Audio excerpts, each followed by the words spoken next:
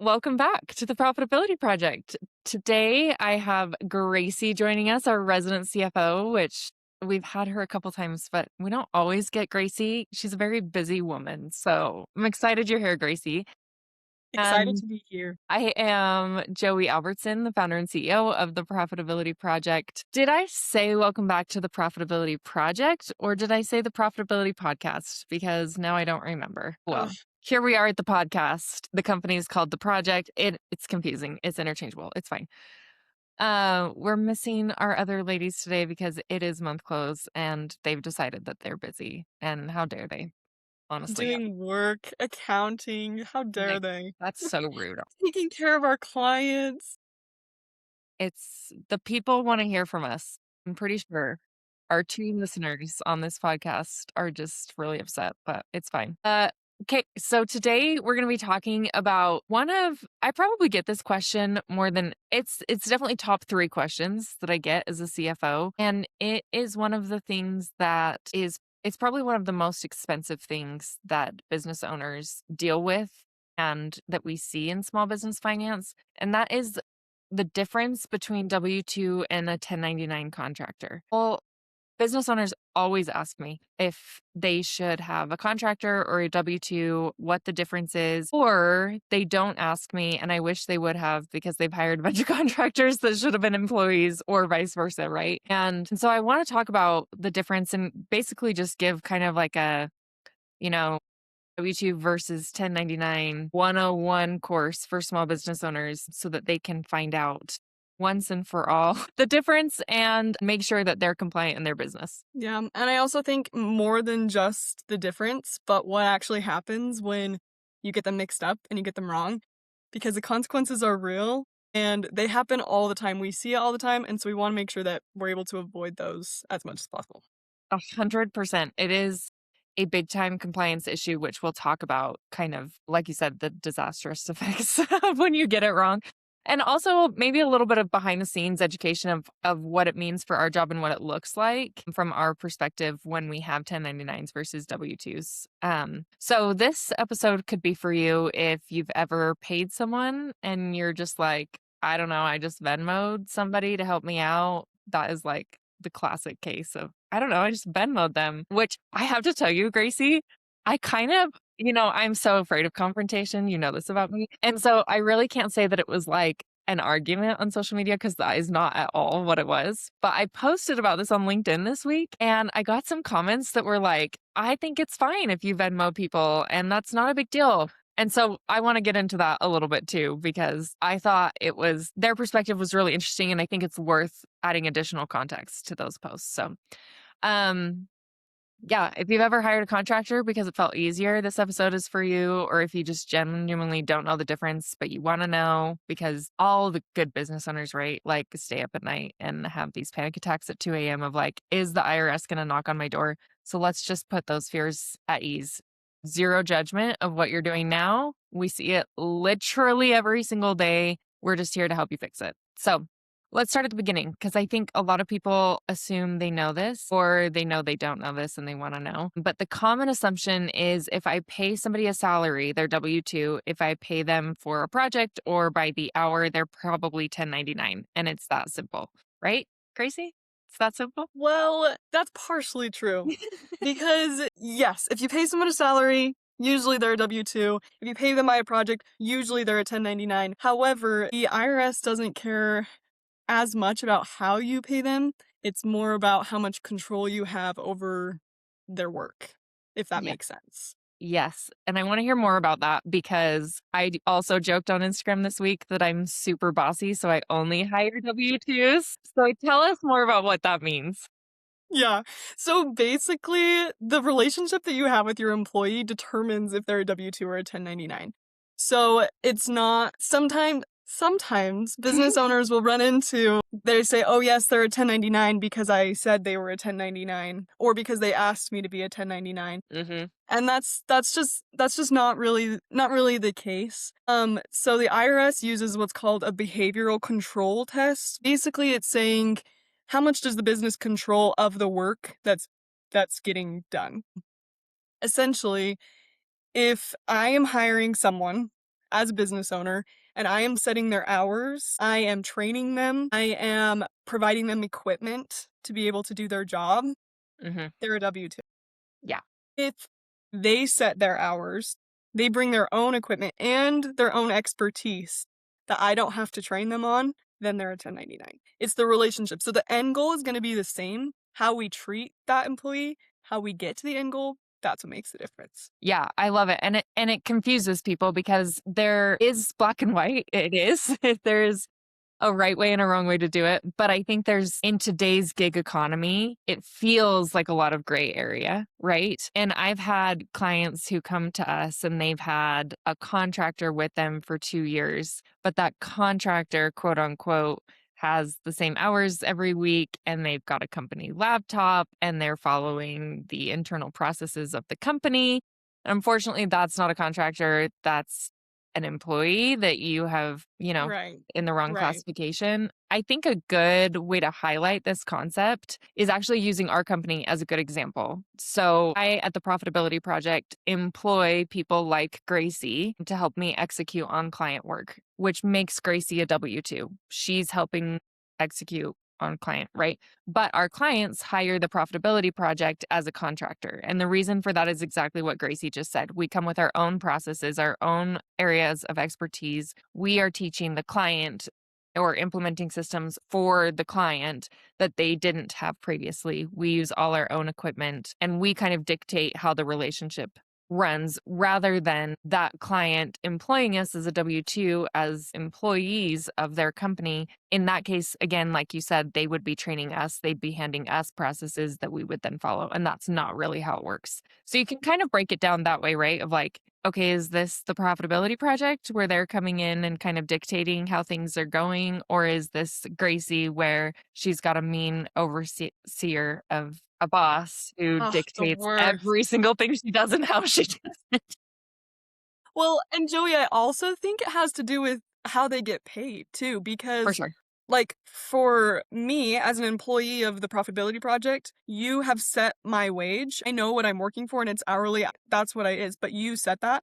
But the Profitability Project, we set our own rates and we then tell the people that we're hiring. So with 1099s, they set their own rates and the business owner pays for those rates. You two employees, usually the business will set the rate and there will be things like benefits and things like that. 1099 contractors usually don't get benefits. So I feel like the way that they're paid out also dictates 1099. Sure. And I think it's those three things combined, right? It's not a single one on its own equals slam dunk, it's this or that.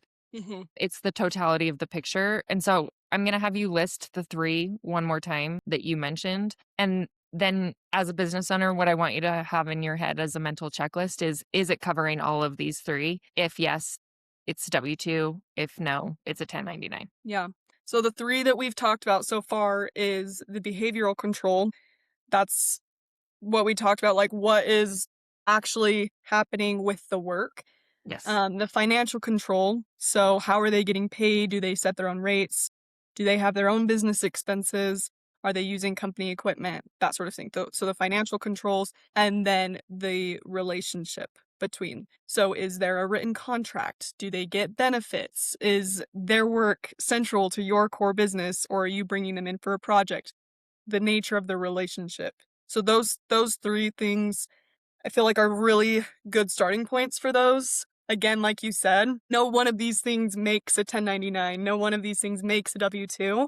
But if you're saying, yes, those things do line up, it makes usually that's a pretty good idea if you have them categorized or classified correctly. Totally. So let's talk about real world scenarios here, what we actually see in the wild, because this is not just us like shooting the breeze, like, hey, this is maybe in theory what you should know. I'm not kidding when I say I see this every day and can Every think day. of companies off the top of my head right now, probably a list of five, just like right off the top of my head, where I've seen this recently. Let's talk. Mistake number one that I see is hiring somebody full time or even part time, um, with all those three that we just talked about, where you're controlling the behavior, you're dictating the rate, all of those things. and you're calling them a contractor to avoid payroll taxes, this is probably the biggest one, right? When you're a Mhm. teeny tiny company, you're like, well, I don't know. And I will also say that I preach to small businesses all the time. Be careful when you hire that W 2 because it triggers a whole bunch of things that oftentimes you don't know about. And Mhm. definitely don't be hiring W 2s in 10 different states because that triggers all Right. kinds of, compliance mess that you don't want to deal with. Maybe Mhm. you do, but I just need you to be aware of it. So definitely be careful. And as small business owners, I think that translates to, okay, well, I'm just going to hire a contractor. Instead, I'll pay them as a 1099. Right. That would be wrong. That would be incorrect. That would be, illegal. And I think, again, most of the time, small business owners never I shouldn't say never. 90% of the time, small business owners that I'm working with are not doing this to be malicious or to try and get Right. away with something. They just don't know any better.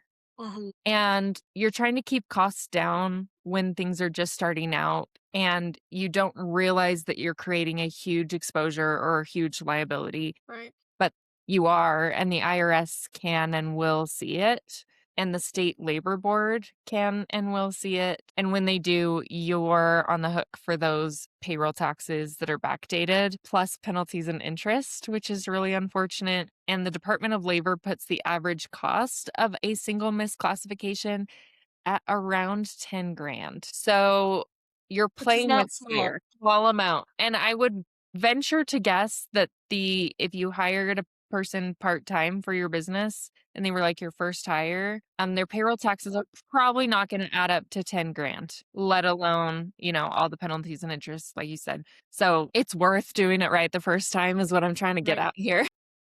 Right. Well, and for those who are listening, if you've been watching our content this month, it's been talking a lot about this and the hidden costs of hiring and things like that. And as a CFO, this is one of the most common things we talk about is can you afford to hire the next person? And I think that Joey, what you're saying is really important to note. And just to take it even further back, in case people aren't aware, W-2 employee, the employer pays taxes. A Yes. 1099, the employee pays taxes. So that's kind of the big difference here with the taxes. And I think that's important to note too, that a lot of times, like you're saying, business owners are just trying to keep costs down and they're like, well, if the employee just pays the taxes, it takes it off of my bill. Yeah.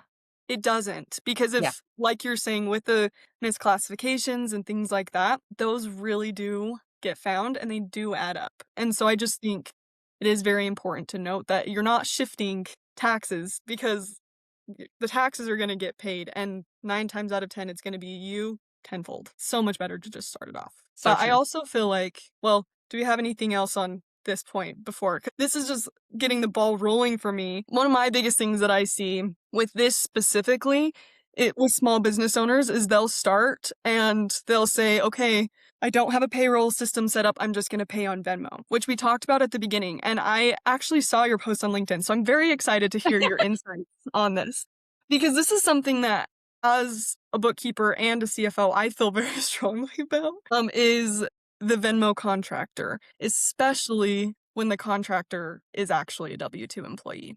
This Yes. is this is really a big red flag for me when I open clients' books and see that they're paying people on Venmo. And this is the reason why is because 9 times out of 10 when I see that, it's through a personal Venmo. It's not a business Venmo because a business Venmo charges fees, so it's another expense that is we're trying to avoid. So there's usually no association with the business. There's usually no contract. Usually there's not even a 1099 being sent out because it's just being paid on Venmo and being reimbursed.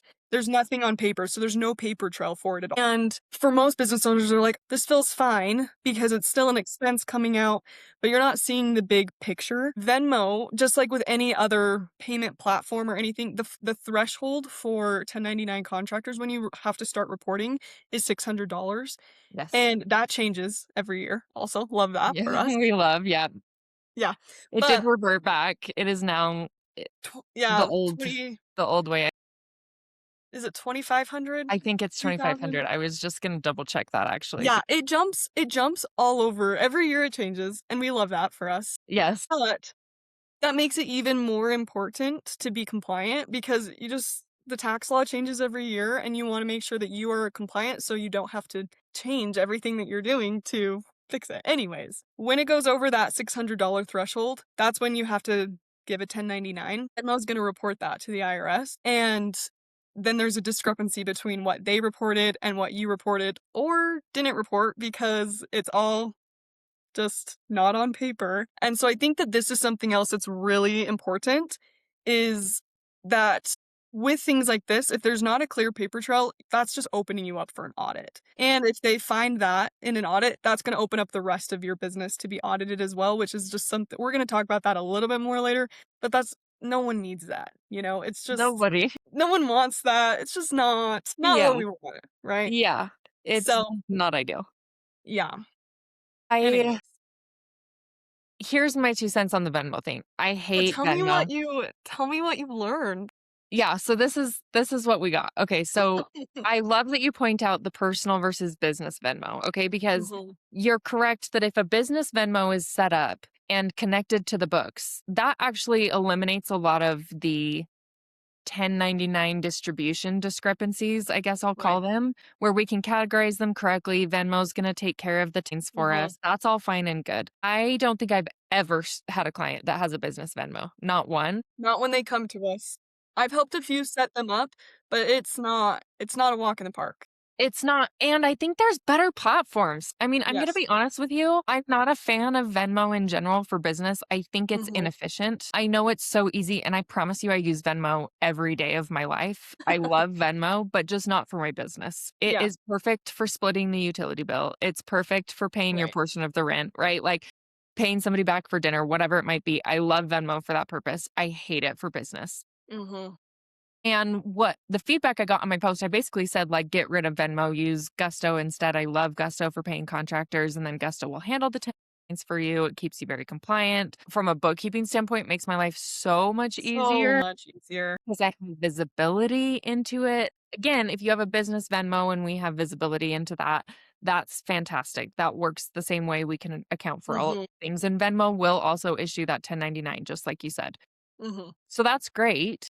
The problem is that it's usually a personal Venmo. And for legal and accounting reasons, that means that I have to basically say, this is a transfer from your business account to fund a personal account. And I can't write off anything that's in a personal account that I don't know about. Right. And my least favorite is they're like, oh, I see this more than anything. And this is where the comments, they were like, oh, well, Venmo will issue the 1099 and then it's just the same thing. That's kind of the comments and feedback I got on the post. And I'm like, in a perfect world, you're absolutely right. It would. The problem is that a business owner will say, well, that's when I paid contractor A for their portion of the work. And again, we're assuming that this is even a contractor in the first place, Right. which it's usually not, but they're like, I paid contractor A for their work and it was $600. Well, then a bad bookkeeper is going to go, okay, well, we need to write that off. And so I'm going to classify that as contractor A. And now our system is triggering us to send a 1099 form at the end of the year to contractor A. Well, Mhm. Venmo also sent a form to contractor A as if the person, the business owner as a human being, not the business, paid that person. And so now Mhm. that person's getting two tins and we're over reporting. And it just comes into this like, at the end of the day, it comes down to someone's paying more in taxes than they should. And if I do Yeah. nothing else in my life, I hope it's that I save somebody some money on taxes somewhere, right? Right. And Right. so it just gets so messy. It just, what it Mhm. boils down to is it gets messy. You're opening up so much room for mistakes. I literally see it every day. And you will pay more in taxes if you don't account for it correctly. And it's just easier to account for it if you use a system that is designed to track contractor payments. Again, Yes. assuming they're a contractor, which the whole point is that we're here today is 9 times out of 10, they're not. They're an Right. employee. There's my soapbox on Venmo.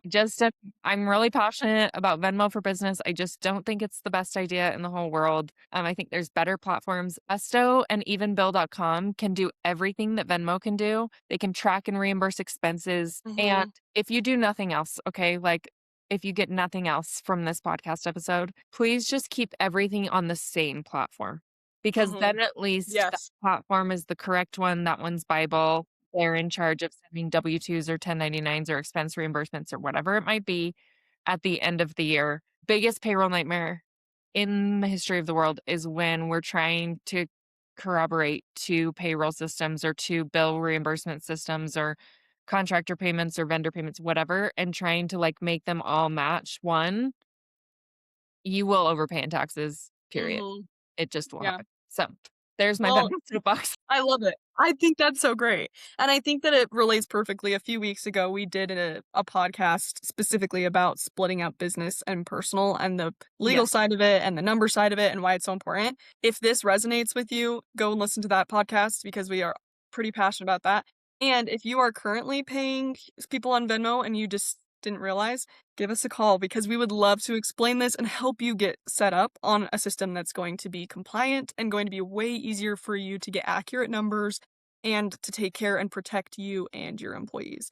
Because at the end of the day, someone is going to pay taxes, and we want to make sure that you and your employees are both protected. So I think that's really, really important to know with Venmo, but specifically with any processes, any way you're paying. This is the same thing if you're paying cash out of the till at the end Yep. of the night. Like, Yep. anything like that, if you're not being able to track it and count the taxes at the end of the day, you're gonna get in trouble, and we wanna make sure we can avoid that in any way possible. Which also leads us we've talked about this, we've hit on this in these last 2 points, to the 3rd mistake that we see quite often, is when someone is classified as a 1099 because they want to be, and not because they're supposed to be. And they just assume that being asked to be classified as a 1099 or a business owner telling someone that they're a 1099 makes it legal. Yes. So you may wanna this one I gotta step out. I gotta calm down. It's surprising because you're like, "Oh, well, if they're asking me to be a 1099, the liability's on them." You Right. know, like, um, and what it boils down to is that the IRS does not care if you were politely asked to make them a 1099, you are unfortunately still liable if you were treating them as an employee, and the the worker's preference does not determine the classification, they actually do not get to choose, and the IRS isn't gonna be like, "Oh, well, if they asked you to, then that's on them." They will still you'll get hit with the fees. And so even if the contractor is like, "I just wanna be paid as a 1099 or worse, I wanna be paid under the table." If the relationship looks like it's a W-2 and you have not treated it as a W-2, you're both liable is really, Mhm. unfortunately, the hard truth. Yeah.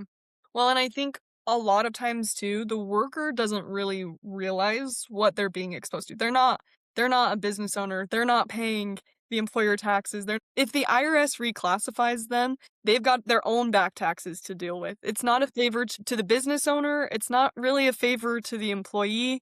And even though it feels like in the moment, it feels like, oh, I'm doing them such a favor by avoiding these taxes or Mhm. whatever the thought process is, it's not doing anyone any favors because a lot of times no one really knows.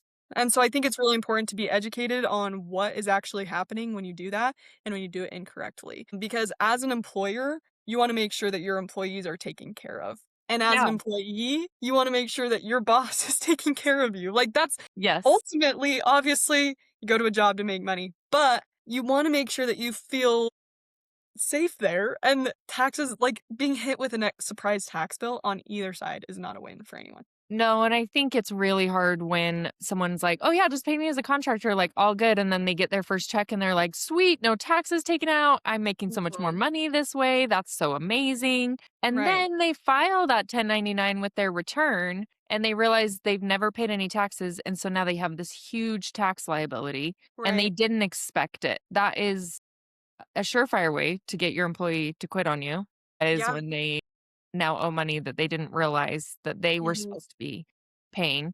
The other thing I wanna talk about, and I wanna get into the real numbers here because, like, this is I wanna give you dollar amounts of kind of the consequences of this problem, and because I know what it's like to be a small business owner, I literally am a small business owner, and when you're first starting out, you really are trying to save every dollar, and you're like, "Well, no mhm, one's really gonna know," or, whatever, right? So I get it. But I want to talk about what this really costs for people. Let's assume that you and your contractor decide that you're gonna pay them as a contractor. They really should have been an employee, but you're like, "Hey, It's going to be easier for both of us. And I'll just warn them that they will owe taxes at the end of the year, right? Mhm. The difference between the tax rate on self employment and 1099 income is very different than the Mhm. tax rate of a W-2 income. So let's say I decide that I'm going to pay Gracie $500 and I'm going to pay a 1099 contractor $500.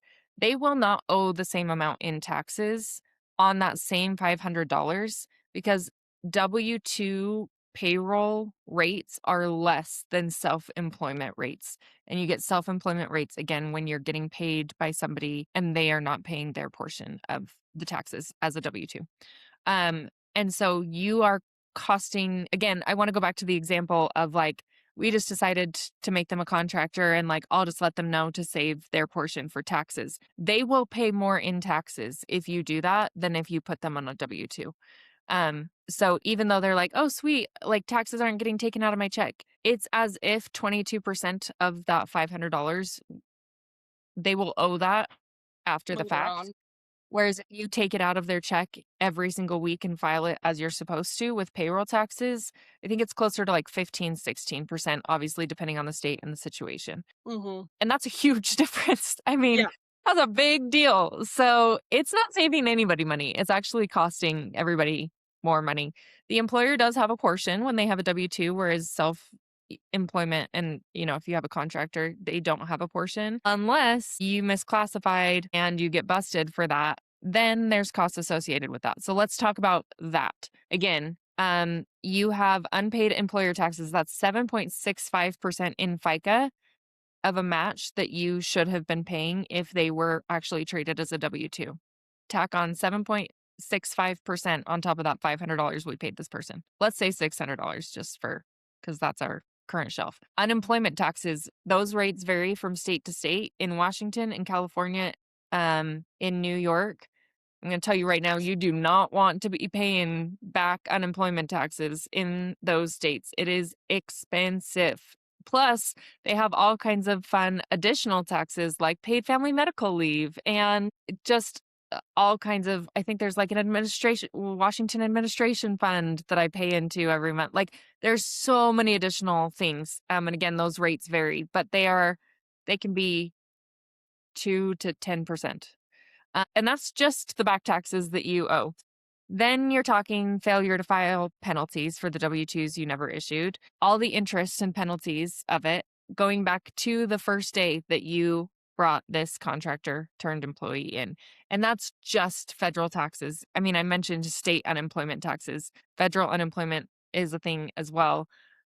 Labor board, and in some states like California, like I mentioned, the penalties are steep. California's AB5 basically wrote the rules for contractor classification and made it much harder to classify somebody as a 1099. It is next to impossible. So if you're operating there, and I think I want to throw in Washington and New York, I'm going to throw them under the bus too. Those are my top 3 hit list of states when it comes to payroll taxes because they make it very, very steep. They protect the employees, which is a good thing. I Mhm. shouldn't bash it, but from an employer standpoint, they're coming to get you for real if you do this incorrectly. Mhm. Well, and I think also something else you need to consider is the actual cost of being audited. Because if you trigger any of these things that are going to make the IRS look at your books and you get audited, then there's so many fees, and that's not even counting the mental energy defending yourself in this position that you didn't need to be in. And obviously, at the Profitability Project, our biggest goals are to help your books be clean and compliant, also do everything to help you avoid an audit. Like, we don't want you to be audited. We don't, no one, like we said before, we don't have time for that. Half We're the business time. owners. We need to run business. Yeah. And so clean records and correct classification from day one is almost always, actually, I would say always cheaper than trying to fix it later, especially if you're audited. And I'm not going to sit here and say that it's not more expensive for a business owner to categorize correctly because you will have fees associated with that, like any of your software fees to run it properly. There's going to be taxes involved. Like, obviously, you're going to be paying things to be compliant. However, I would argue that those are heavily outweighed by the penalties that you will get if you're not compliant. And so the bottom line is it's going to be cheaper for you in the long run to do things right from day one. Yes. Yep. 100%. And I think that's true for everything that we do. I mean, preventative, I grew up, actually, we both did. Fun fact about Gracie and I, we both grew up in the dental world. My mom was Yes, a dental hygienist. Gracie's mom's a which dentist. I feel So like fun. most of the team has some background in dental. I The feel like Venn that's just like diagram is a like circle. the type A Yes. dental assistant turned accountant. That's what you need to be and be on Yes. our team. It is so true, which is so funny because medical and like finance have, So different. they're usually like on such opposite, but the Venn diagram of girls that were dental assistants and girls that like accounting seems to be a circle. It is the weirdest thing. But I think about dentistry a lot because my mom's a dental consultant. And so I grew up hearing so much about preventative care. And I know you did too, Gracie, of like, Mhm. you know, a filling freaking sucks, but a filling is 10 times better than a crown and it's 10 times cheaper and it's 10 times less painful. If you get the decay out of your tooth early, now I'm really going like full Hey, dental on you, but if bring you it get it on. done early, then it will cost you less, it will hurt less, and it will last longer, right? Mm, The same concept applies across the board in accounting. We're not saying you don't have to pay for the filling. You do have to pay for the filling. You have to pay for gusto. You have to pay your employer taxes, right? Like when you do this the right way, there's a fee associated. That fee is just so minimal, and the heartache and the time spent and the mental energy and all of that is so minimal to doing it wrong and then getting busted for it. That's right. kind of the point we're trying to make. And that's true of good bookkeeping, of tax strategy, right? Like when you're proactive and you're working on a preventative mindset rather than a reactive, you will pay less every single time. And to carry this dental analogy even further, it I is love it. way more fun to go to the dentist for a cleaning than it is Yes. for the filling. Yes. So, if you're doing all of the little things, like all of these things that we've been talking about, you can avoid the filling altogether. So then when you go and you file your taxes, it is literally a cleaning appointment and not a filling or a root canal or a crown. Yes. Yes. Getting fluoride painted on your teeth real fast. Yes, I'm one of those. I did have someone the other day go, "Oh, you're one of those." I'm a big time fluoride fan. Freaking fight me on it. But getting fluoride painted on your teeth for 2 seconds is a no-brainer. Mhm. Getting a drill in your tooth, I mean, like, I'm comfortable with dentistry and it still gives me like the ugh, like not interested, you know? So just do it right. Okay, everybody, let's just do this quick and easy and painlessly. I love that we can go there together, Gracie. It is my favorite. I love that you get me. It's so great. Well, I feel like for a lot of people, dentists and taxes, those are the two things that'll keep them up at night. We just talked about both, and Top of if the you can food handle chain. this podcast, you can handle anything. Exactly. I love it. Oh man, so true. Really are like the worst type of people. But listen, we're just trying to help. Okay, we may not be the best people. We're just trying to help. I have a dream to be like the Dr. Brady of finance. Do you know who Dr. Brady is? I love No, him so who's much. Dr. Brady? Oh my gosh, you don't have a TikTok, do you? I This don't. is your problem. You're the only millennial. Are you Gen Z? I don't even know what I am. I'm Oh, you're something. probably like Gen I'm a Z. I'm a grandma in this body though, It's true. because You are an old soul. Yeah, it's true. I don't Yes. fit in with any generation. That is accurate. You like juice But things for fun, which makes you but old. Dr. Brady, who's Dr. Dr. Brady? Brady, he's a dentist. I think he's in Washington. He actually threw shade at Yakima the other day and I was crying laughing. I thought it was so funny. Anyways, he's just gotten really famous on TikTok, but he's a dentist. He's really funny. He also looks like John Krasinski, who is my favorite actor. I think he's so hot.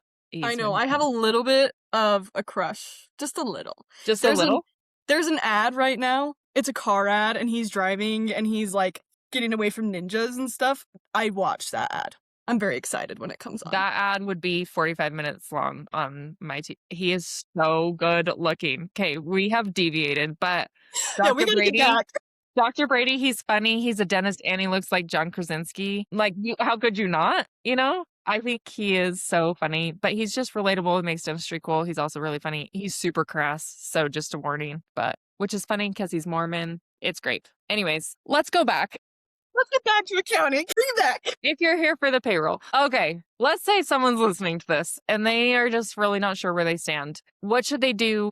right here, right now. I think one of the things I find often is like when I teach people and educate them about finance, they immediately are like, I want to be compliant. I'm so scared and so overwhelmed, and I don't know where to start. So, Mhm. Gracie, break it down for us. What are we going to do? How are we going to get compliant? So if you're listening right now and you're like, wow, I'm doing all of those things, first take a deep breath and realize you're not alone. This is Yes. so common. And this is something that we handle every day with businesses that have been in business for a long time. And so I think that that's the very first step is to just take a breath and realize it's going to be okay. That's step number 1.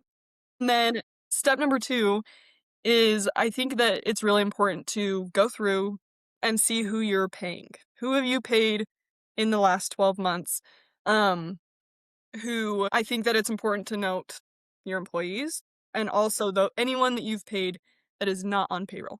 That's going to be the big one. So for every contractor, every freelancer, every a big one that I'll see a lot is like parents will pay their kids to go and clean their office or things like that. They count. Any my buddy helped me out with this and I paid him on Venmo or I paid him with cash or whatever. The neighbor boys mowed my lawn. The cleaning ladies showed up. Those are big ones I see all the time. My All of son did those. some work on my house for me. That happens all the Mhm. time. Or my neighbor is getting a major in marketing and made me a reel and I paid her 20 bucks. Yep. All of those Yep. things matter. So for each one of those, just ask yourself the three questions, go through the three things is the how do I control their work? When do they work? Do they pick their own hours? And what is the deliverable? I think if you can ask yourself those questions for all three, you'll kind of get a direction of where you need to go. Two is find out do they do work for other people or just me? Like, Yep. do they have other clients or am I Yep. the only one that they're working for? And then three, it's the relationship question. Are they using their own equipment? Are they using their own processes? Am I training them? Am I telling them what to do? If you are answering those questions honestly and it's looking a little bit murky, you're not really sure what those answers are, that's your signal to probably have a conversation with your bookkeeper and your accountant before it becomes a problem. That's something that we as a team would love to help you with is to sit down and say, okay, are we paying these people the right way? Is it being classified the right way? Is it above the threshold? That's a conversation that we would love to have with you, but it is important to have that conversation early on before it becomes an issue. So I feel like those are the first three things. It's just going back to those first three classifications that we talked about at the beginning. And if those people are triggering any of those, then we just need to have a chat and make sure that they're being classified the right way. Yes. Also, as kind of a last resort, I would really rather you just come chat with me and we can help you a lot faster. And I think we're much cooler than the IRS, but that's just me. I mean, We're maybe you fun hate us. and we're You've listened to this nice. whole podcast, so you must like us a little bit. But if you're like, I really would rather not talk to Joey or Gracie about this, there's also an IRS tool called it's the SS form, and you can formally request a determination on a worker's classification. It takes a while because it's the government. No shade. They just move a little slower. Little And if you find out you've been misclassifying somebody, the IRS actually has a voluntary correction program. It's called I gotta read this because I can never remember. VCSP, Voluntary Classification Settlement Program. And you can come forward and pay a reduced penalty and be like, hey, I did this wrong, but I don't I want to avoid getting busted. So then you go through that. And you will have a much lower penalty before they find out. Once they find out, you're in hot water. Coming forward is always better. We love an honest, girly business owner before getting caught. And really, it's so funny because, again, like I want to emphasize that when people come to me, they're always like, I'm really scared I'm going to go to jail. Like the compulsion that people believe that they're going to go to jail is so high. I know you're not like, you're scared of getting in trouble. The IRS isn't that scary, especially when you're being proactive about it. They will help you make it right. It's when you avoid it completely and intentionally don't ask questions that they can get kind of scary. So, okay, let's end on something practical. What does a correctly set up contractor relationship actually look like, Gracie? So if you're wanting to put someone on a 1099, what that Yes. needs to look like. Yes. So, very first thing is you need a written contract. That is the biggest thing. There needs to be written down exactly what the scope of work is, what the deliverable is, and what the timeline is. It needs to be signed by both of you, and it needs to be in a place where, if called for, we could find it, and we could provide it. Written contract, number one. And that contract does not include how many hours. Sometimes it can, but the biggest thing is it doesn't include how many hours it's going to take. It's what the end goal is, like what we're getting, the deliverable from the project. So that's number one. Number two is they need to be using their own tools. They need to be bringing their own tools, their own equipment, and their own expertise to the project. They essentially, your work could still function without them, and vice versa. You are Yes. two separate things that are coming together to complete a project. They need to have different clients other than just you. Like, this is a business that you are hiring, but they don't rely on just you. So that's a big thing. And then you don't manage their day-to-day processes, which is why I'm a W-2, because just kidding. I have Because really I bossy too boss. bossy to have Ugh, contractors. can't do anything around here. Yes, exactly. But this does not mean that W-2 employees cannot have autonomy, because truly where I work, I feel very blessed that I am able to do a lot of things on my own. That doesn't trigger a 1099. What does, though, is that I still report to someone and I still have to have my work passed off by someone. 1099 does not.